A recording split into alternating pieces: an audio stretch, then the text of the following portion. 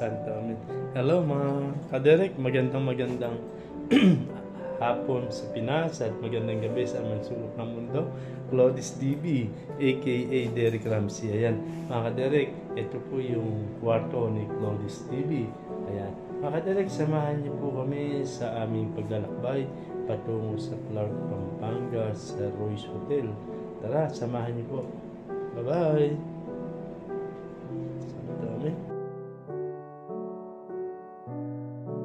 Mga kaderek, magandang araw sa Pinas at magandang gabi sa masulok ng mundo. Claudius TV, aka Derek Ramsey.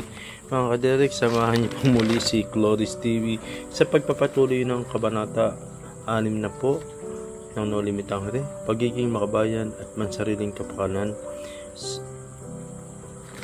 Ipagpatuloy po natin ang naantalang kwento sa kabanata 6 na po. Napailing na lamang ang ulo ni Don Primitibo. Sa Tonino, anong nangyayari sa iyo? Sigaw ng kapitan ng puno ng takot. Diyos ko po, patay na siya. Doktor, tumawag kayo ng doktor. Tinong. Pinsan, hinimatay lamang siya. Ikatutuwa ko sana kung siya'y, ngunit sa kasamaang palad. Hinimatay lamang siya Timeo, Misurten, in Catre, en Super, Espaldonem, Bagong Bayanis, mas mabuti pang matay sa kama kaysa kapapag sa Bagong Bayan. Magdala kayo ng tubig. Huwag kang mamamatay, samo ng asawa. Huwag kang mamamatay, darating sila para arrestuin ka. Ay, kapag namatay ka ng ang mga sundalo ay darating. Ay, hinilamusan tubig si Kapitan Tinong upang magising. Tigil, huwag kang umiyak. Imbeni remedium. Natuntun ko na ang remedyo. Dalhin siya sa kama, halika. Kakampi mo ako kasama ang talino ng ating mga ninuno. Tumawag ka ng doktor at ngayon din, pinsan, ay pumunta ka sa ating mga ninuno. Tumawag ka ng doktor at ngayon din, pinsan, ay pumunta ka sa Kapitan General upang maghandog ng gintong singsing o kwintas. Isang regalo ang makapagtutulak sa pinamatigas na bato. Sabihin mong ito'y pamaskong regalo. Isarado mo ang lahat ng pinto at bintana. At kapag may naghahanap kay Tinong ay sabihin mo na may seryosyang karamdaman. Samantalang susunugin ko ang lahat ng mga papeles, sulat at mga aklat upang wala silang matagpuan. Gayun din ang ginawa ni Don Crisostomo upang mapawalang sala siya. Pumunta ka na ngayon din sa Kapitan General. Tama ka, pinsan, heto, kunin mong lahat at sunugin, sabi ng kapitana. Ito ang mga sulat at mga susi ni Tinong.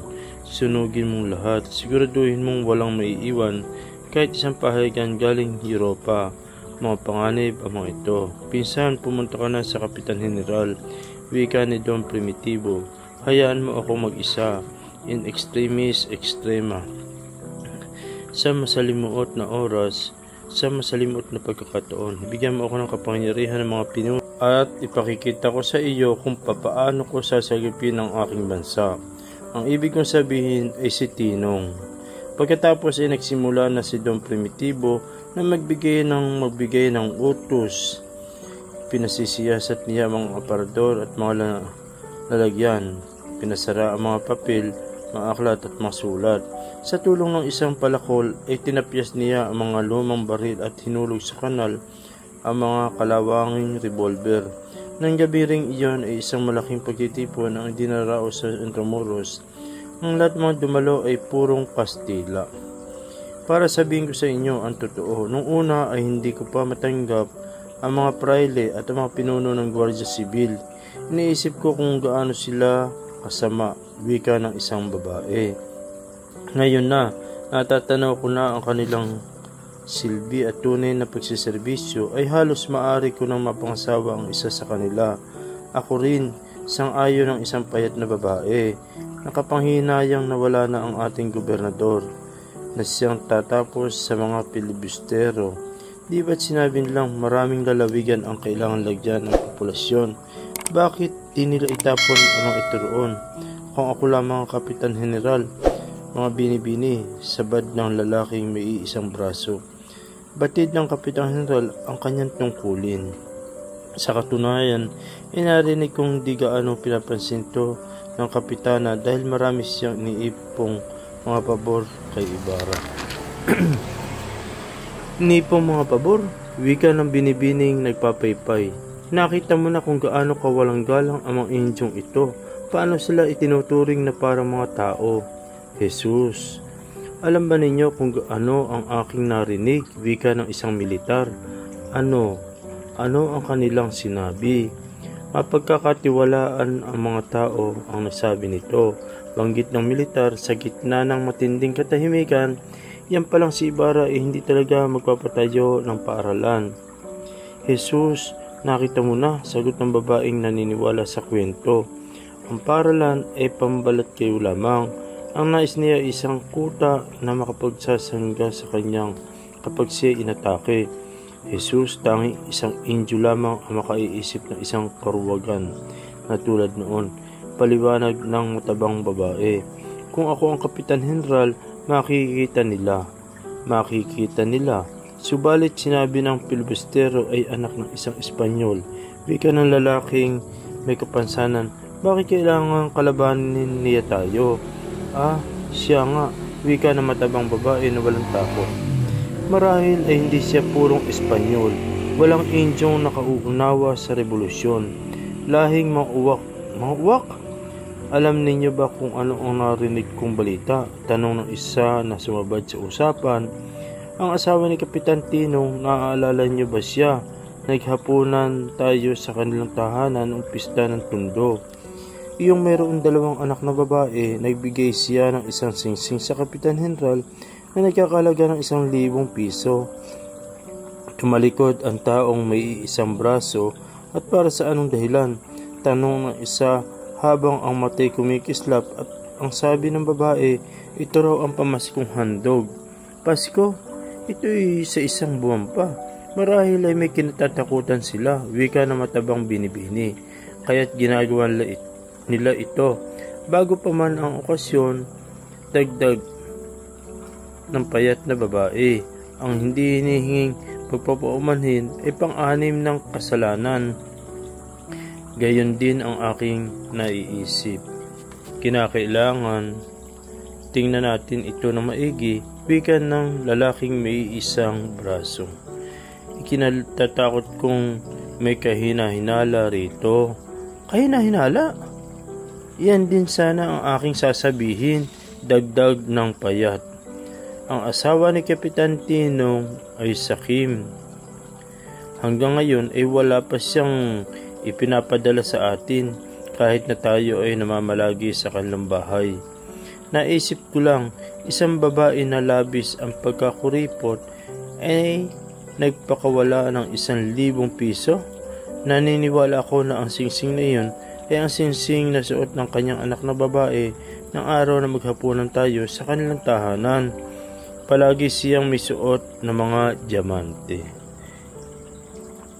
Isang naglalakad na tanawin, isang paraan ng pagyayabang. Tulad ng iba, ang lalaking may isang braso ay lumisan ng walang kaukulang dahilan. Sa Tondo, ang nakatanggap ng imbitasyon mula sa Kapitan Henral, kabilang sa inaanyayahan ay si Kapitan Tiago.